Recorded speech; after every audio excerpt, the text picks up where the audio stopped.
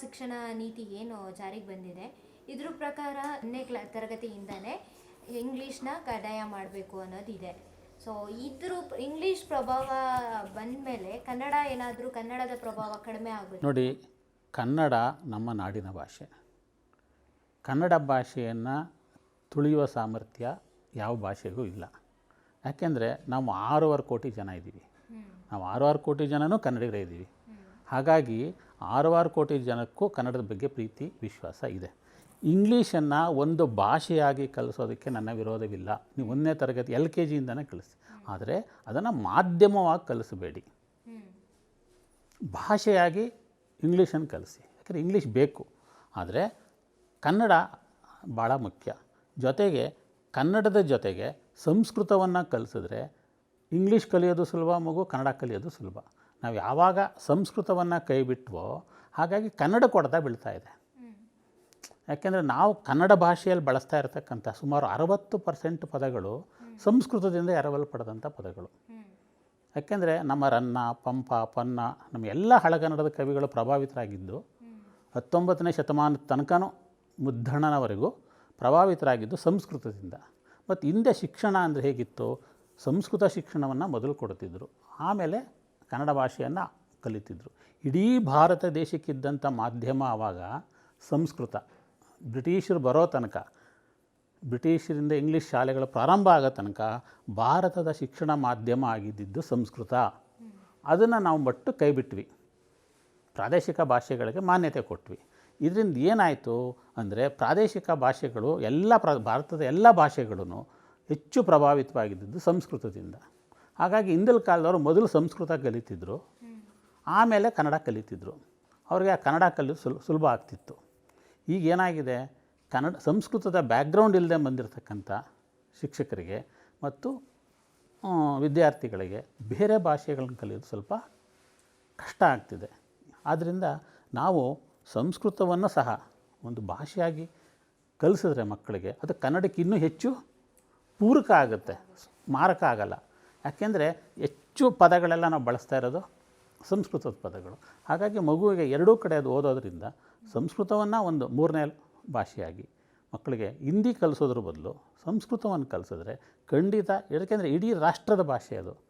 ಇದನ್ನು ನಾನು ಹೇಳ್ತಾ ಇಲ್ಲ, ಭಾರತದ ಸಂವಿಧಾನ ರಚನೆ ಮಾಡಿದ ಡಾಕ್ಟರ್ ಅಂಬೇಡ್ಕರ್ ಅವರೇ ಇದನ್ನು ಪ್ರತಿಪಾದಿಸಿದರು. ಭಾರತದ ರಾಷ್ಟ್ರೀಯ ಭಾಷೆ ಸಂಸ್ಕೃತ ಆಗಬೇಕು ಅನ್ನೋದು ಅವರ ಅಭಿಪ್ರಾಯ ಇತ್ತು. ಆದರೆ ಅನೇಕ ಕಾರಣಗಳಿಂದ ಅದು ಆಗಲಿಲ್ಲ. ಅದು ಆಗಬೇಕು.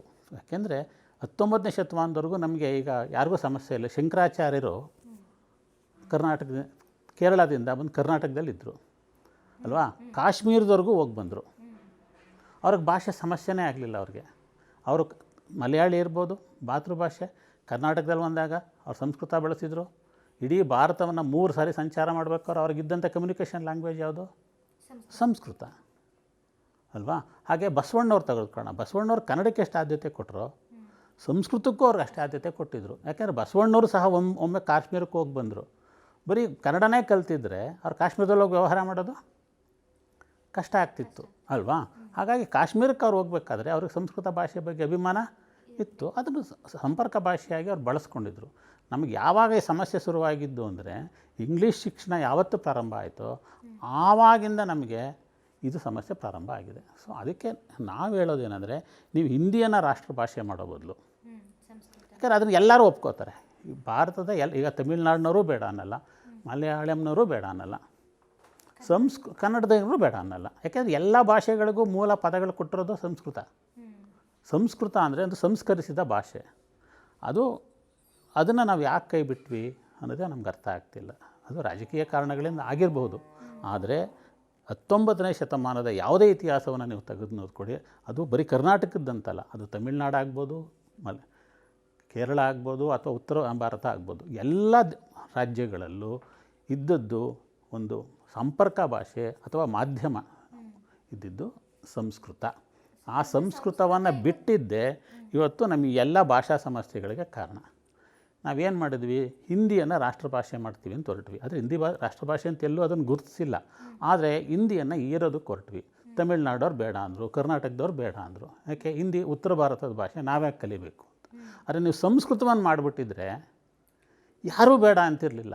ಇಂಡಿಯಾದವರೇ ಬೇಡ. ಮೂರನೇ ಭಾಷೆಯಾಗಿ ನೀವು ಮೊದಲನೇ ಭಾಷೆಯಾಗಿ ಮಾತೃಭಾಷೆನೇ ಕೊಡಬೇಕು, ಅದ್ರಲ್ಲಿ ನಮ್ಮೇನು ಅಭ್ಯಂತರ ಇಲ್ಲ. ಮೊದಲನೇ ಭಾಷೆಯಾಗಿ ಮಾತೃಭಾಷೆನ ಶಿಕ್ಷಣ ಕೊಡಿ, ಎರಡನೇ ಭಾಷೆಯಾಗಿ ಇಂಗ್ಲೀಷನ್ನೇ ಕಲಿಸಿ, ಮೂರನೇ ಭಾಷೆಯಾಗಿ ಸಂಸ್ಕೃತವನ್ನು ಕಲಿಸಿ. ಆಗೇನಾಗುತ್ತೆ, ಅವ್ನಿಗೆ ಎಲ್ಲ ಭಾಷೆಗಳು ಸಂಸ್ಕೃತ, ಯಾಕೆಂದರೆ ಇಂಡೋ ಆರ್ಯನ್ ಭಾಷೆ, ಸಂಸ್ಕೃತ ಕಲಿತವನಿಗೆ ಇಂಗ್ಲೀಷ್ ಕಲಿಯೋದು ಬಹಳ ಸುಲಭ, ಕನ್ನಡ ಕಲಿಯೋದು ಅಷ್ಟೇ. ಯಾಕೆ ಕನ್ನಡದ ಪದಗಳು ಇದ್ದೇ ಇದೆ, ಬರೀ ಕ್ರಿಯಾಪದಗಳಷ್ಟೇ ಬದಲಾವಣೆ ಆಗುತ್ತೋ ಹೊರತು ನಾವೆಲ್ಲ ಪ್ರತಿನಿತ್ಯ ಮಾತಾಡ್ತಾ ಇರ್ತಕ್ಕಂಥ ನಾವು 10 ಪದ ಮಾತಾಡಿದ್ರೆ ಅದರಲ್ಲಿ 6 ಪದ ಸಂಸ್ಕೃತ ಪದ ಇರುತ್ತೆ, 1-2 ಪದ ಬೇರೆ ಭಾಷೆ ಪದ ಇರುತ್ತೆ. ಇವಾಗಿನ ಜನರುಗಳಿಗೆ ಅದು ಗೊತ್ತಿಲ್ಲ, ಬರೀ ನಾವು ಮಾತಾಡ್ತಿರೋ ಕನ್ನಡ ಅಂದ್ಕೊಂಬಿಟ್ಟಿದ್ದಾರೆ ಈಗಲ್ವಾ. ಈಗ ನೀವು ಶಾಲೆ ಅಂತೀರಿ ಅಲ್ವಾ, ದೂರದರ್ಶನ ಅಂತೀರಿ, ಅದೆಲ್ಲ ಯಾವ ಭಾಷೆಯಿಂದ ಬಂದಿದ್ದು? ಸಂಸ್ಕೃತ. ಸಂಸ್ಕೃತದಿಂದ ಬಂದಿದ್ದು. ಯಾರಿಗೂ ಗೊತ್ತಿಲ್ಲ. ಯಾರಿಗೂ ಗೊತ್ತಿಲ್ಲ ಅಂತಲ್ಲ, ಅದು ಎಲ್ಲ ಮರೆಸಿದ್ವಿ ನಾವು, ಮರೆಸಿದ್ವಿ ನಾವು ಉದ್ದೇಶಪೂರ್ವಕವಾಗಿ. ಈ ಭಾಷಾ ರಾಜಕೀಯ ಅಂತಕ್ಕಂಥದ್ದು, ಸಂಸ್ಕೃತ ಅಂದರೆ ಯಾವುದೋ ಒಂದು ವರ್ಗದ ಭಾಷೆ. ನೀವು ಯಾರೋ ಒಬ್ಬರನ್ನ ವಿರೋಧಿಸೋದಕ್ಕೆ, ಯಾರೋ ಇದ್ದಲ್ಲಿ ಕಲ್ಲಲ್ಲಿ ಯಾರೋ ತಪ್ಪು ಮಾಡಿದರು ಅಲ್ವಾ, ಆ ತಪ್ಪು ಮಾಡಿದವ್ರು ಯಾರೋ ಇಲ್ಲ, ತಪ್ಪು ಮಾಡಿದವರು ಇಲ್ಲ, ನಾವು ಇಲ್ಲ. ಆದರೆ ಭಾಷೆಯನ್ನು ವಿರೋಧಿಸಬಾರ್ದಿತ್ತು. ಯಾಕೆಂದರೆ ಭಾಷೆ ಅಂತಕ್ಕಂಥದ್ದು ನಮ್ಗೆ ಯಾವತ್ತೂ ಸಮಸ್ಯೆ ಆಗಿಲ್ಲ, ಸಮಸ್ಯೆ ಆಗಿದ್ದು ಇವಾಗ. ಸೊ ಈಗ ಇಂಗ್ಲೀಷ್ ಬಂದು ಕನ್ನಡದ ಮೇಲೆ ಪ್ರಭಾವ, ಅಥವಾ ನಮ್ಮದು ಒಂದೇ ಭಾಷೆ ಅಲ್ಲ, ಎಲ್ಲ ಭಾಷೆಗಳ ಮೇಲೂ ಎಲ್ಲ ಭಾಷೆಗಳ ಮೇಲೂ ಪ್ರಭಾವ ಬೀರಿದೆ ಅದು. ಈಗ ಬೇರೆ ನೋಡ್ಕೊಳ್ಳೋಣ, ಈಗ ಜಪಾನಲ್ಲಿ ಯಾವ ಇಂಗ್ಲೀಷ್ ಮಾತಾಡ್ತಾರಾ ಅಲ್ವಾ, ಇಲ್ವಾ? ರಷ್ಯಾದಲ್ಲಿ ಇಂಗ್ಲೀಷ್ ಮಾತಾಡ್ತಾರಾ? ಕಮ್ಯುನಿಕೇಷನ್ ಆಗಿ ಇಟ್ಕೊಂಡಿದ್ದಾರೆ, ಅಯ್ಯೋ, ಬಟ್ ಇಲ್ಲ, ಶಿಕ್ಷಣ ಎಲ್ಲ ಅದಲ್ಲೇ ಕೊಡ್ತಾರೆ. ನಾವ್ಯಾಕೆ ಸಂಸ್ಕೃತ ಬಿಟ್ವಿ? ಆ ಪ್ರಶ್ನೆಗೆ ಉತ್ತರನೇ ಯಾರೂ ಕೊಡಲ್ಲ. ನಾನು ಹೇಳಿದ್ದು, ಇಡೀ ರಾಷ್ಟ್ರದ ಭಾಷೆಯಾಗಿದ್ದ ಒಂದು ಭಾಷೆಯನ್ನು ನೀವು ಯಾಕೆ ಬಿಟ್ರಿ? ಸ್ವತಂತ್ರ ಬಂದ ಮೇಲೆ ನಾವು ಮಾಡಬೇಕಾಗಿದ್ದ ಕೆಲಸ ಏನು? ನಮ್ಮ ಭಾಷೆ, ನಮ್ಮ ದೇಶದ ಭಾಷೆ. ದೇಶದ ಭಾಷೆ. ಯಾಕೆ ನಮ್ಮಲ್ಲಿ ಅನೇಕ ರಾಜ್ಯಗಳಿದ್ರೂ ಎಲ್ಲ ರಾಜ್ಯಗಳನ್ನು ಬೆಸೆದಿದ್ದಂಥ ಒಂದು ಭಾಷೆ ಯಾವುದು? ಸಂಸ್ಕೃತ. ಸಂಸ್ಕೃತ. ಅದರಿಂದ ಸಂಸ್ಕೃತದ ತಳಪಾಯ ಇಲ್ಲದೆ ನಾವು ರಾಜ್ಯ ಭಾಷೆಗಳನ್ನು ಕಟ್ಟೋಕ್ಕಾಗಲ್ಲ. ಹೌದು. ರಾಜ್ಯ ಭಾಷೆಗಳನ್ನು ಬೆಳಿಬೇಕು ಅಂದರೆ ಸಂಸ್ಕೃತದ್ದು ಮೂಲ ಬೇರದು ಅಲ್ವಾ. ಹಾಗಾಗಿ ನಾವು ಭಾಷೆಗಳ ವಿಷಯಕ್ಕೆ ಬಂದಾಗ ಮಾಡಿದ ಮೊದಲನೇ ತಪ್ಪು ಏನಪ್ಪ ಅಂದರೆ, ಸಂಸ್ಕೃತವನ್ನು ನಾವು ಬಿಟ್ಟಿದ್ದು. ಸಂಸ್ಕೃತ ಬಿಟ್ಟಿದ್ದೇ ಇವತ್ತಿನೆಲ್ಲ ಸಮಸ್ಯೆಗಳಿಗೆ ಕಾರಣ. ಆದರೂ ಸರ್, ಇವಾಗ ಕರೆಂಟ್ ಜನ್ರೇಷನ್ ಏನು ಮಾಡ್ತಾ ಇದ್ದಾರೆ, ತಂದೆ ತಾಯಿ ಆಗಿರ್ಬೋದು ಮತ್ತು ಬೇರೆಯವರಾಗಿರ್ಬೋದು, ಈ artificial life, I mean technical ಆಗಿ ಮುಂದೆ ಓಡ್ತಾ ಓಡ್ತಾ ಓಡ್ತಾ ಏನು ಮಾಡ್ತಾರೆ, LKG, ಈಗ ನರ್ಸರಿಯಿಂದ ಸ್ಟಾರ್ಟ್ ಮಾಡ್ತಾರೆ, ಮಕ್ಕಳ ಮೇಲೆ ಒತ್ತಡ ಹೇರ್ತಿದ್ದಾರೆ. ಇಂಗ್ಲೀಷ್ ಫಸ್ಟ್ ಲ್ಯಾಂಗ್ವೇಜ್ ಇಂಗ್ಲೀಷ್ ತೊಗೊತಾರೆ, ಇಂಗ್ಲೀಷ್ಗೆ ಜಾಸ್ತಿ ಪ್ರಯಾರಿಟಿ ಕೊಡ್ತಾರೆ, ಕನ್ನಡ ಲ್ಯಾಂಗ್ವೇಜ್ ಬಿಡ್ತಾರೆ, ಬೇರೆ ಭಾಷೆಗಳನ್ನ ಕಳ್ಸೋದಕ್ಕೆ ನೋಡ್ತಾರೆ. ಅದೇ ಅಮ್ಮ ನಾನು ಹೇಳಿದ್ನಲ್ಲ, ನಾವೇ ಮಾಡಿದಂಥ ಒಂದು ವ್ಯವಸ್ಥಿತ ಕುತಂತ್ರ ಅಂತ ನಾನು ಹೇಳ್ತೀನಿ. ಏನು, ನಮ್ಮ ಎಲ್ಲ ಸ್ವತಂತ್ರ ಬಂದ ನಂತರ ನಮ್ಮ ಎಲ್ಲ ಪುಸ್ತಕಗಳನ್ನು ಮೊದಲು ನಾವು ಎಲ್ಲ ಶಾಸ್ತ್ರ ಗ್ರಂಥಗಳನ್ನ ರಚನೆ ಮಾಡಿದ್ದು ಯಾವ ಭಾಷೆಯಲ್ಲಿ? ಸಂಸ್ಕೃತ. ಇಂಗ್ಲೀಷಲ್ಲಿ. ಇವ್ರು ಬಂದು ಬ್ರಿಟಿಷರು ಬಂದ ಮೇಲೆ ಎಲ್ಲವನ್ನು ಅವ್ರು ಪ್ರಿಂಟ್ ಮಾಡಿದ್ದೆಲ್ಲಿ? ಸೈನ್ಸ್ ಓದಬೇಕು ಅಂದರೆ ಇಂಗ್ಲೀಷಲ್ಲಿ ಓದಬೇಕು, ಮ್ಯಾಥ್ಸ್ ಓದಿರ್ಬೇಕು ಅಂದರೆ ಇಂಗ್ಲೀಷಲ್ಲಿ ಓದಬೇಕು ಅಲ್ವಾ, ಸೋಷಿಯಲ್ ಓದಬೇಕು ಅಂದರೆ ಇಂಗ್ಲೀಷ್ ಮೀಡಿಯಮ್ನೇ ಮೊದಲು ಇಂಟ್ರೊಡ್ಯೂಸ್ ಮಾಡಿದ್ದವರು. ಮೈಸೂರು ಮಹಾರಾಜರು ಒಂದು ಸರಿ ಸರ್ವೆ ಮಾಡಿಸ್ತಾರೆ ಶಿಕ್ಷಣ ವ್ಯವಸ್ಥೆಗೋಸ್ಕರ. ಆಗ ಇಡೀ ಮೈಸೂರು ಸಾಮ್ರಾಜ್ಯದಲ್ಲಿ ಇದ್ದಿದ್ದು 285 ಇಂಗ್ಲೀಷ್ ಮೀಡಿಯಮ್ ಶಾಲೆಗಳು, ಕನ್ನಡ ಮಾಧ್ಯಮದಲ್ಲಿ ಬೋಧಿಸಿದ ಶಾಲೆಗಳು ಕೇವಲ 15-20. ಅಂದರೆ ಬ್ರಿಟಿಷ್ನವ್ರಿಗಿಂತ ಸ್ವತಂತ್ರ ಭಾರತದ ಪೂರ್ವದ ಕಥೆಯನ್ನು ನಾನು ಹೇಳ್ತಾ ಇದ್ದೀನಿ. ಸ್ವತಂತ್ರ ಭಾರತದ ಪೂರ್ವದಲ್ಲಿ ಬ್ರಿಟಿಷ್ನವ್ರು ಏನು ಮಾಡಿದರು, ನಮ್ಮ ಭಾಷೆಯನ್ನೇ ಫಸ್ಟ್ ಅವರು ಏರಿದ್ರು ನಮ್ಮ ಮೇಲೆ. ನಾವು ಅನಿವಾರ್ಯ ಒಪ್ಕೊಂಡ್ವಿ. ಒಪ್ಕೊಂಡ್ಮೇಲೆ ಏನಾಯಿತು, ಸ್ವತಂತ್ರ ಬಂದ ಮೇಲಾದ್ರೂ ನಾವು ಅದನ್ನು ತಿದ್ದುಕೋಬೇಕಿತ್ತು. ಇಲ್ಲ, ನಾವು ಏನಾಗಿತ್ತು, ರೆಡಿಮೇಡ್ ಫುಡ್ ಇತ್ತು ಅಲ್ವಾ. ಆ ರೆಡಿಮೇಡ್ ಫುಡ್ಡನ್ನೇ ನಾವು ಯೋಚನೆ ಮಾಡಲಿಲ್ಲ, ಇಂಗ್ಲೀಷನ್ನು ಮುನ್ನೆಲೆಗೆ ತಂದಿಟ್ವಿ. ಅದು ಪ್ರಪಂಚದ ಭಾಷೆ ಅಂತ ನಾವು ನಮ್ಮವ್ರನ್ನ ನಂಬಿಸೋಕ್ಕೆ ಶುರು ಮಾಡಿದ್ವಿ. ನೀವು ಇಂಗ್ಲೀಷ್ ಕಲಿತಾ ಇದ್ದರೆ ಬದುಕೋಕ್ಕೆ ಸಾಧ್ಯ ಇಲ್ಲ. ಈಗ ಜರ್ಮನ್ನವ್ರು ಇಂಗ್ಲೀಷ್ ಕಲಿತಾ ಇದ್ದಾರಾ? ಅವ್ರು ಮುಂದೆ ಬಂದಿಲ್ವಾ? ಜಪಾನವ್ರು ಇಂಗ್ಲೀಷ್ ಕಲಿತಾ ಇದ್ದಾರಾ? ಅವರೇ ಇದ್ದಾರೆ. ಅವ್ರ ಟೆಕ್ನಾಲಜಿ ಎಲ್ಲ ಯಾವ ಭಾಷೆಯಲ್ಲಿದೆ? ಜಪಾನಿ ಭಾಷೆಯಲ್ಲಿದೆ. ಯಾಕೆ ನಮ್ಮ ದೇಶದಲ್ಲಿ ಸಂಸ್ಕೃತಕ್ಕಾಗಿ ಅವಕಾಶ ಕೊಡಬಾರ್ದಿತ್ತು? ನೀವು ಸಂಸ್ಕೃತಕ್ಕಾಗಿ ಅವಕಾಶ ಕೊಟ್ಟಿದ್ದರೆ, ಎಲ್ಲ ಪುಸ್ತಕಗಳನ್ನು ಸಂಸ್ಕೃತದಲ್ಲಿ ರಚನೆ ಮಾಡಿದರೆ, ನಿಮಗೆ ಬೇರೆ ಭಾಷೆಗಳ ಮಕ್ಕಳು ಲ್ಯಾಂಗ್ವೇಜ್ ಸಮಸ್ಯೆ ಆಗ್ತಿರಲಿಲ್ಲ. ಅವ್ರವ್ರ ಭಾಷೆಯಲ್ಲಿ ಅದೇ ಪದಗಳನ್ನು ಬಳಸ್ತಿದ್ರು ಅಲ್ವಾ. ಕನ್ನಡದಲ್ಲೂ ದೂರದರ್ಶನ ಬಳಸ್ತಿದ್ರು, ಸಂಸ್ಕೃತದಲ್ಲೂ ದೂರದರ್ಶನ ಬಳಸ್ತಿದ್ರು, ಅಥವಾ ಬೇರೆ ಇನ್ಯಾವುದೇ ಪದಗಳನ್ನಾಗ್ಬೋದು. ಈಗ ಶಾಲೆ, ಪ್ರಾಥಮಿಕ ಶಾಲೆ ಸಂಸ್ಕೃತದಲ್ಲಿ ಹೇಳಿದ್ರು ಅದೇನೇ, ಕನ್ನಡದಲ್ಲಿ ಹೇಳಿದ್ರು ಅದನ್ನೇ. ಅದೇ ಹೋಗ್ಬಿಟ್ಟು ನೀವು ಬಿಹಾರಿ ಭಾಷೆಯಲ್ಲಿ ಹೇಳಿದ್ರು ಪ್ರಾಥಮಿಕ ಶಾಲೆನೇ. ಅದು ಪ್ರಾಥಮಿಕ ಶಾಲೆ, ದೇಶ ಅಲ್ವಾ. ಪಂಜಾಬ್ನವ್ರು ಹೇಳಿದ್ರು ದೇಶ ಅಂತಲೇ ಹೇಳ್ತಿದ್ರು ಅಲ್ವಾ. ಕನ್ನಡದಲ್ಲೂ ದೇಶ ಅಂತಲೇ ಹೇಳ್ತೀರಿ. ಪಂಜಾಬಿಗೂ ನಮಗೂ ಏನು ಸಂಬಂಧ? ನಮ್ಮ ಪಂಜಾಬಿ ಭಾಷೆಯನ್ನು ಕನ್ನಡ ಭಾಷೆಯನ್ನು ಬೆಸ್ತಿದ್ದಿದ್ದು ಯಾವುದು? ಸಂಸ್ಕೃತ. ಇಡೀ ಭಾಷೆಯನ್ನು ನೀವು ಎಷ್ಟೋ ಪದಗಳನ್ನು ಸುಮ್ಮನೆ ಇಟ್ಕೊಂಡು ಬೇರೆ ಬೇರೆ ಭಾಷೆ ಪದಗಳನ್ನು ಇಟ್ಕೊಳ್ಳಿ. ನಿಮಗೆ ಹಿಂದಿ ಹಾಡುಗಳು ಭಾಳ ಚೆನ್ನಾಗಿ ಅರ್ಥ ಆಗುತ್ತೆ. ಯಾಕೆ ಅರ್ಥ ಆಗುತ್ತೆ? ಸಂಸ್ಕೃತ ಪದಗಳಲ್ಲಿ ಕ್ರಿಯಾಪದಗಳು ಇರ್ಬೋದು ಬೇರೆ ಭಾಷೆದು ಅಲ್ವಾ. ಒಂದು ಪಂಜಾಬಿ ಹಾಡು ನಿಮಗೆ ಇಷ್ಟು ಅರ್ಥ ಆಗುತ್ತೆ. ಯಾಕೆ? ಅದರಲ್ಲಿ ಕನ್ನಡ ಪದಗಳಿವೆ. ಅದು ನೀವು ಕನ್ನಡ ಅನ್ಕೋತೀರಿ, ಅದು ಕನ್ನಡ ಅಲ್ಲ ಅಲ್ವಾ. ಅದು ಸಂಸ್ಕೃತ ಪದ. ಅದು ಪಂಜಾಬಿಲೂ ಇದೆ, ಅಸ್ಸಾಮಿಯಲ್ಲಿದೆ, ಕನ್ನಡದಲ್ಲೂ ಇದೆ. ಸೊ ಎಲ್ಲೋ ಒಂದಷ್ಟು ಸಣ್ಣ ಪುಟ್ಟ ಕ್ರಿಯಾಪದಗಳು ಮಾತ್ರ ಕನ್ನಡಕ್ಕೆ ಬಂದಾಗ ಕನ್ನಡ ಆಗುತ್ತೆ, ಪಂಜಾಬಿಗೆ ಹೋದಾಗ ಪಂಜಾಬಿ ಆಗುತ್ತೆ, ಅಸ್ಸಾಮಿಗೆ ಬಂದಾಗ ಅಸ್ಸಾಮಿ ಆಗುತ್ತೆ. ಇದು ನಮ್ಮ ಭಾಷೆ, ನಮ್ಮ ದೇಶದಲ್ಲಿದ್ದಂಥ ಒಂದು ಏಕತೆಯ ಸಂಕೇತ. ಇದು ಒಂದೇ ಭಾಷೆ ಇಡೀ ದೇಶಕ್ಕಿದ್ದಿದ್ರೆ ಈ ಜಗಳಗಳೇ ಇರ್ತಿರ್ಲಿಲ್ಲ. ಇದನ್ನು ನಾವು ಮಾಡಿದ್ದು ಇಂಗ್ಲೀಷನ್ನು ಮುನ್ನೆಲೆಗೆ ತರಲಾಗಿ ನಾವು ಇಂಗ್ಲೀಷ್ನೂ ಸರಿಯಾಗಿ ಕಲೀಲಿಲ್ಲ, ಸಂಸ್ಕೃತನೂ ಸರಿಯಾಗಿ ಕಲೀಲಿಲ್ಲ. ನಮ್ಮದೇ ಭಾಷೆ ಕಲ್ತ್ಕೊಂಡ್ವಿ. ಬರೀ ಒಂದು ಭಾಷೆಗೆ ನಾನು ಹೇಳೋದು ಕನ್ನಡನೇ ನಾನು ಕಲ್ತ್ಕೊಂಡಿದ್ದೀನಿ ಅಂತ ಇಟ್ಕೊಳ್ಳೋಣ. ನಾನು ಬೇರೆ ರಾಜ್ಯಕ್ಕೆ ಹೋದಾಗ ಹೆಂಗೆ ನಾನು ಕಮ್ಯುನಿಕೇಟ್ ಮಾಡೋದು? ಇದು ಸಮಸ್ಯೆ ಆಯಿತು. ಸೊ ಆಗೇನು ಹೇಳಿದ್ರು, ಇಂಗ್ಲೀಷನ್ನೇ ಕಲಿಬೇಕು. ಇಂಗ್ಲೀಷನ್ನು ಕಲ್ತ್ರೂ ಸದಾ ಅಲ್ಲಿ ಓದಿರೋರ ಹತ್ರ ನೀವು ಕಮ್ಯುನಿಕೇಟ್ ಮಾಡ್ಬೋದು ಅಷ್ಟೇ. ಅಲ್ಲೆಲ್ಲ ಉತ್ತರ ಪ್ರದೇಶದ ಒಂದು ಸಣ್ಣ ಹಳ್ಳಿಗೆ ಹೋದಾಗ ಪುನಃ ನೀನು ಇಂಗ್ಲೀಷ್ ಲೆಕ್ಕಕ್ಕೆ ಬರಲ್ಲ. ನೀನು ಬೇರೆ ದೇಶಕ್ಕೆ, ಅಮೇರಿಕಕ್ಕೆ ಹೋದ್ರೆ ಇಂಗ್ಲೀಷ್ ಉಪಯೋಗ ಆಗ್ಬೋದು.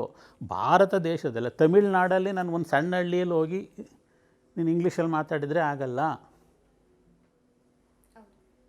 ಆದರೆ ಸಂಸ್ಕೃತ ನೀನು ಕಲ್ತಿದ್ರೆ ನೀನು ಕಮ್ಯುನಿಕೇಟ್ ಮಾಡ್ಬೋದಿತ್ತು. ಯಾಕಂದರೆ ಸಂಸ್ಕೃತದ ಪದಗಳು ಅವರು ಬಳಸ್ತಾರೆ, ನಾವು ಬಳಸ್ತೀವಿ. ಕ್ರಿಯಾಪದಗಳು ಬೇಡಿಕೆ ಆಗಿರಲಿಲ್ಲ, ನಮ್ಮ ಪದಗಳಿಂದನೇ ವ್ಯವಹಾರ ಮಾಡ್ಕೋಬೋದಿತ್ತಲ್ವ. ಈಗ ನಾವು ಬಾಳೆಹಣ್ಣು ಅಂತೀವಿ, ತಮಿಳ್ನಾಡಿಗೆ ಹೋದಾಗ ಅವ್ರು ಏನೋ ವಾಂಪಳಂ ಅಂತಾರೆ. ಫಲಂ ಅನ್ನೋದು ಅವ್ರಿಗೂ ಗೊತ್ತು, ನಮಗೂ ಗೊತ್ತು ಅಲ್ವಾ. ಹಾಗೆ ಅವರು ಹೋದಾಗ ಅವರೇನೋ ಬಳಸ್ತಾಯಿದ್ರು ಬೇರೆ ಪದವನ್ನು. ಅದು ನಮ್ಗೆ ಅರ್ಥ ಹೇಳಿದ್ನಲ್ಲಿ ಸುಮಾರು ಪದಗಳು ನಮ್ಮ ಭಾರತದಲ್ಲಿರ್ತಕ್ಕಂಥ ಎಲ್ಲ ಭಾಷೆಗಳಲ್ಲಿ ಕಾಮನ್ನಾದ ಪದಗಳು ತುಂಬ ಇವೆ. ಆ ಕಾಮನ್ನಾದ ಪದಗಳು ಯಾವ ಭಾಷೆಯಿಂದ ಬಂದಿದ್ದು? ಸಂಸ್ಕೃತ ಬಂದಿದ್ದು. ಸೊ ಅಂದರೆ ಇದು ಸುಳ್ಳು ಹೇಳ್ತಾ ಇರೋದಲ್ಲ. ನೀವು ಇತಿಹಾಸ ತೆಗೆದು ನೋಡಿ, 19ನೇ ಶತಮಾನದವರೆಗೂ ವಿದ್ಯಾಭ್ಯಾಸ ಅಂದರೆ ಮೊದಲು ಕಲಿತಾ ಇದ್ದಿದ್ದು ಸಂಸ್ಕೃತ. ತದನಂತರ ಮತ್ತು ನಮ್ಮ ಪಂಪ ಅವನು ಸಂಸ್ಕೃತ ಮತ್ತು ಕನ್ನಡ ವಿದ್ವಾಂಸ. ನಮ್ಮ ರನ್ನ ಸಂಸ್ಕೃತ ಮತ್ತು ಕನ್ನಡ ವಿದ್ವಾಂಸರು. ನಮ್ಮ ಕುವೆಂಪು ಸಂಸ್ಕೃತದಲ್ಲಿ ವಿದ್ವಾಂಸರು, ಕನ್ನಡದಲ್ಲಿ ವಿದ್ವಾಂಸರು, ಇಂಗ್ಲೀಷಲ್ಲಿ ವಿದ್ವಾಂಸರು. ನಮ್ಮ ಅನಂತಮೂರ್ತಿಯವರು ಜ್ಞಾನಪೀಠ ಪ್ರಶಸ್ತಿ ಬಂದಿರತಕ್ಕಂಥ ಯಾವುದೇ ಕವಿ ತೆಗೆದುಕೊಳ್ಳಿ ನೀವು, ಅವರೆಲ್ಲರೂ ಸಂಸ್ಕೃತದ ಹಿನ್ನೆಲೆ ಓದಿದ್ದು ಮೂಲತಃ ಸಂಸ್ಕೃತ. ನೀವು ಮಾಸ್ತಿ ವೆಂಕಟೇಶ ಅಯ್ಯಂಗಾರ್ ಅವ್ರು ಇರ್ಬೋದು, ಶಿವರಾಮ್ ಕಾರಂತ್ರಿ, ನೀವು 8 ಜನ ಭಾರತೀಯ ಜ್ಞಾನ ಪ್ರಶಸ್ತಿ ಬಂದಿದೆಯಲ್ಲ, ಬಂದಿರುವ 8 ಜನಗಳು ಸಹ ಮೂಲತಃ ಸಂಸ್ಕೃತವನ್ನು ಕಲಿತವರು. ಆ ನಂತರ ಇಂಗ್ಲೀಷನ್ನು ಕಲಿತವರು. ಅವ್ರು ಕನ್ನಡ ಸೇವೆ ಮಾಡಲಿಲ್ವಾ? ಹೌದು ತಾನೆ? ಅಂದರೆ ಬೇರೆ ಭಾಷೆಯನ್ನು ಕಲಿತ ತಕ್ಷಣ ಕನ್ನಡ ಸೇವೆ ಮಾಡಬಾರ್ದು ಅಂತೇನಿಲ್ಲ ಅಲ್ವಾ. ಮಾಸ್ತಿ ವೆಂಕಟೇಶ ಅಯ್ಯಂಗಾರ್ ಮಾತೃಭಾಷೆ ತಮಿಳಾಗಿತ್ತು. ಆದರೆ ಅವ್ರು ಮಾಡಿದಷ್ಟು ಕನ್ನಡ ಸೇವೆ ಕನ್ನಡಿಗರೇ ಮಾಡೋಕ್ಕಾಗಲಿಲ್ಲ. ಡಿ.ವಿ. ಗುಂಡಪ್ಪನವ್ರು ಮಾಡಿದಷ್ಟಂಥ ಕನ್ನಡ ಸೇವೆ ನಾವು ಮಾಡೋಕ್ಕಾಗಲಿಲ್ಲ. ಅಂದರೆ ಬೇರೆ ಭಾಷೆ ಕಲಿಯೋದು ಬೇರೆ, ಸೇವೆ ಮಾಡೋದು ಬೇರೆ. ನಾವು ಎಲ್ಲಿರ್ತೀವೋ ಅಲ್ಲಿಗೆ ನಾವು ಮಾಡಲೇಬೇಕು ಅಲ್ವಾ. ನಾನು ಕನ್ನಡ ಶಿಕ್ಷಕನಾಗಿ ನಾನು ಇವತ್ತು ಆಗಿರ್ತಕ್ಕಂಥ ಶಿಕ್ಷಣ ವ್ಯವಸ್ಥೆಯ ಒಂದು ಹಿಂದುಳಿವಿಕೆಗೆ ಕಾರಣ ಏನಪ್ಪ ಅಂದರೆ, ನಾವು ಭಾರತದಲ್ಲಿ ಸಂಸ್ಕೃತ ಭಾಷೆ ಇದನ್ನು ಹೇಳಿದ್ರೆ ಕೋಮುವಾದಿಗಳು ಅಂತಾರೆ. ಏನು ಮಾಡೋಣ? ಭಾಷೆನ ಇಟ್ಕೊಂಡು ನೀವು ಕೋಮನ್ನು ಗುರುತಿಸ್ತೀರಾ? ಹೌದಲ್ವಾ. ಭಾಷೆನ ಇಟ್ಕೊಂಡು ಕೋಮನ್ನು ಗುರುತಿಸ್ಬಾರ್ದು. ಸಂಸ್ಕೃತ ಅನ್ನೋದು ಯಾವುದೇ ಧರ್ಮದ ಅದೊಂದು ಭಾಷೆ ಅಷ್ಟೇ. ಅದು ಹಿಂದೂ ಧರ್ಮದ ಭಾಷೆನೂ ಅಲ್ಲ, ಯಾವ ಧರ್ಮದ ಭಾಷೆನೂ ಅಲ್ಲ. ಅದು ಭಾರತದಲ್ಲಿದ್ದಂಥ ಒಂದು ಎಲ್ಲ ಜನರು ಕಾಶ್ಮೀರದಿಂದ ಕನ್ಯಾಕುಮಾರಿವರೆಗೂ ವಿದ್ಯಾಭ್ಯಾಸ ಮಾಡ್ತಿದ್ದಂಥ ಒಂದು ಪ್ರಬುದ್ಧವಾದ ಭಾಷೆ. ಆ ಭಾಷೆಯನ್ನು ನಾವು ಮುನ್ನೆಲೆಗೆ ತರಬೇಕಿತ್ತ ಹೊರತು ಆವಾಗ ನಮ್ಮ ಎಲ್ಲ ಸ್ಥಳೀಯ ಭಾಷೆಗಳು ಬೆಳೀತಾ ಇದ್ದು.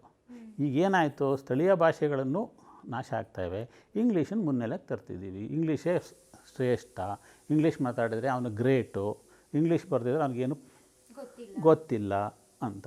ಆದರೆ ನೀವು ಬೇರೆ ದೇಶಗಳನ್ನು ನೋಡಲೇ ಇಲ್ಲ ನೀವು. ಇಂಗ್ಲೀಷ್ ಎಲ್ಲಿದೆ? ಎಷ್ಟು ಪರ್ಸೆಂಟ್ ಇದೆ US UK ಮಾತ್ರ. ಅಲ್ವಾ? ಯು ಎಸ್ ಅಲ್ಲೂ ಜರ್ಮನಿ ಜಾಸ್ತಿ ಬಳಸ್ತಾರೆ, ಹೌದು. ಯು ಎಸ್ ಅಲ್ಲಿ ಬಳಸೋರು ಜರ್ಮನಿ ಜಾಸ್ತಿ ಬಳಸ್ತಾರೆ. ನಾಸಾದವರು ಸಂಸ್ಕೃತವನ್ನು ಬಳಸ್ತಾರೆ, ವಿಜ್ಞಾನಿಗಳು ಅಧ್ಯಯನ ಮಾಡ್ತಾರೆ. ಜರ್ಮನಿಯಲ್ಲಿ ಸಂಸ್ಕೃತ ಅಧ್ಯಯನ ಮಾಡ್ತಾರೆ. ಯಾಕೆಂದ್ರೆ ಅವ್ರು ಯಾಕೆ ಅಧ್ಯಯನ ಮಾಡಬೇಕು? ಇಡೀ ಜ್ಞಾನ ರಾಶಿ ಈ ಯಾವುದೇ ಭಾಷೆ ತಲೆ ಎತ್ತಕ್ಕೂ ಮೊದಲು ಸಂಸ್ಕೃತ ಬಂದಿದೆ. ಸಂಸ್ಕೃತಕ್ಕೆ 5,000 ವರ್ಷಗಳ ಇತಿಹಾಸ ಇದೆ. 1 ವರ್ಷ 2 ವರ್ಷದ್ದಲ್ಲ. ಇಂಗ್ಲೀಷು ಕಣ್ಣೇ ಬಿಟ್ಟಿರಲಿಲ್ಲ ನಮ್ಮ ಕನ್ನಡ ಕಣ್ಣು ಬಿಟ್ಟಾಗ. ಇಂಗ್ಲೀಷ್ ಬಂದಿದ್ದು 14ನೇ ಶತಮಾನದಿಂದ ಈಚೆಗೆ. ನಮಗಾಗಲೇ 1ನೇ ಶತಮಾನದಲ್ಲೇ ಕನ್ನಡ ಇತ್ತು. ಅದಕ್ಕಿಂತಿಂದೆ ಸಂಸ್ಕೃತ, ನಮ್ಮ ರಾಮಾಯಣ, ವೇದ, ಪುರಾಣ, ರಾಮಾಯಣ, ಮಹಾಭಾರತ ಇವೆಲ್ಲ ಯಾವ ಭಾಷೆಯಲ್ಲಿ ರಚನೆ ಅದು? ಬೇರೆ ದೇಶದಿಂದೆಲ್ಲ ವಿದೇಶಿ ಯಾತ್ರಿಕರು ಭಾರತಕ್ಕೆ ಯಾತಕ್ಕೆ ಬಂದರು? ತಕ್ಷಶಿಲಾ ಯೂನಿವರ್ಸಿಟಿ ಇತ್ತು, ನಳಂದ ಯೂನಿವರ್ಸಿಟಿ ಇತ್ತು. ಯಾವಾಗ? ಕ್ರಿಸ್ತ ಪೂರ್ವದಲ್ಲಿ. ಬೇರೆ ಚೀನಾ ದೇಶದವ್ರು ಭಾರತಕ್ಕೆ ಯಾತಕ್ಕೆ ಬರ್ತಾಯಿದ್ರು? ಯುಎನ್ಸ್ನಾಗ ಯಾಕೆ ಬಂದ ಇಲ್ಲಿಗೆ? ಇಲ್ಲಿ ಸಂಸ್ಕೃತ ಕಲಿತು ಇಲ್ಲಿಯ ಜ್ಞಾನವನ್ನು, ಇಡೀ ಜ್ಞಾನ 64 ವಿದ್ಯೆಗಳು ನಮ್ಮಲ್ಲಿ ಏನಿತ್ತು, ಈಗ ನೀವೇನು ಹೇಳ್ತೀರಿ 64 ಡಿಪಾರ್ಟ್ಮೆಂಟ್ ಇತ್ತು. ನಳಂದಕ್ಕೆ ನಾನು ಹೋಗಿ ನೋಡ್ಕೊಂಬಂದಿದ್ದೀನಿ. ಎಂಥ ದೊಡ್ಡ ಫೀಲ್ಡ್ ಇದೆ, ಎಂಥ ದೊಡ್ಡ 5,000 ಕೊಠಡಿಗಳಿರ್ತಕ್ಕಂಥ ಒಂದು ಪ್ರದೇಶ. ಅಲ್ಲಿ ಅದನ್ನು ಎಷ್ಟು ಚೆನ್ನಾಗಿ ಆಗ ವಿದ್ಯಾಭ್ಯಾಸ ನಡೀತಿತ್ತು ಭಾರತದಲ್ಲಿ ಕಲಿಬೇಕು ಅಂತ ಬೇರೆ ಬೇರೆ ದೇಶಗಳಿಂದ ಬರ್ತಾಯಿದ್ರು. ಈಗ ದುರಂತ ಏನಾಗಿದೆ ಹೇಳು? ನಮ್ಮ ದೇಶದಿಂದ ಈಗ ಬೇರೆ ದೇಶಕ್ಕೆ ನಮ್ಮ ಮಕ್ಕಳು ಹೋಗ್ತಾ ಇದ್ದಾರೆ. ಆದರೂ ಎಲ್ಲ ದೇಶಗಳಲ್ಲಿ ಅತ್ಯುತ್ತಮವಾಗಿ ಕೆಲಸ ಮಾಡಿ ಉನ್ನತ ಹುದ್ದೆಯನ್ನು ಸಂಪಾದಿಸಿರೋರು ಯಾರು? ಭಾರತೀಯರು. ಯಾಕೆ ಅಂದರೆ ನೀವು ಬೇಕಾದ್ರೆ ಅವ್ರ ಹಿನ್ನೆಲೆಯನ್ನು ತೆಗೆದು ನೋಡಿ, ಒಂದು ಸರ್ವೆ ಮಾಡಿ. ಯಾರ್ಯಾರು ಉನ್ನತ ಹುದ್ದೆಯಲ್ಲಿದ್ದಾರಲ್ಲೋ ಅವರೆಲ್ಲರಿಗೂ ಮೂಲ ಸಂಸ್ಕೃತ ಇದೆ. ನಾನು ಇಲ್ಲ ಅಂತ ಹೇಳಲ್ಲ. ಎಲ್ಲ ಒಬ್ಬಿಬ್ಬರಿಗೆ ಇಲ್ಲದೆ ಇರ್ಬೋದು. ಹೆಚ್ಚು ಜನ ಯಾರು ಮೇಲ್ಮಟ್ಟಕ್ಕೆ ಹೋಗಿದ್ದಾರೆ. ಈಗ ಅಬ್ದುಲ್ ಕಲಾಂ ಸಂಸ್ಕೃತ ಹಿನ್ನೆಲೆ ಇತ್ತು ಅವ್ರಿಗೆ. ಯಾಕೆಂದರೆ ಅದೊಂದು ಜ್ಞಾನ ರಾಶಿಯಮ್ಮ ಸಂಸ್ಕೃತ. ನಮ್ಮ ಭಾರತದಲ್ಲಿ ನೀವು ಇವತ್ತು ಏನೇನು ಹೇಳ್ತಿದ್ದೀರಿ ಅದೆಲ್ಲವನ್ನು ನಾವು ಅಧ್ಯಯನ ಮಾಡಿದ್ವಿ. ಭಾರತೀಯರು ಸ್ಪೇಸ್ ಬಗ್ಗೆ ಮಾಡಿದ್ವಿ, ಆಯಿತಾ? ಎಲ್ಲದರ ಬಗ್ಗೆ ನಮ್ಮಲ್ಲಿ ಅಧ್ಯಯನ. ಅದೆಲ್ಲ ಜ್ಞಾನರಾಶಿ ಇದ್ದಿದ್ದು ಯಾವ ಭಾಷೆಯಲ್ಲಿ? ಅದನ್ನು ನಾವು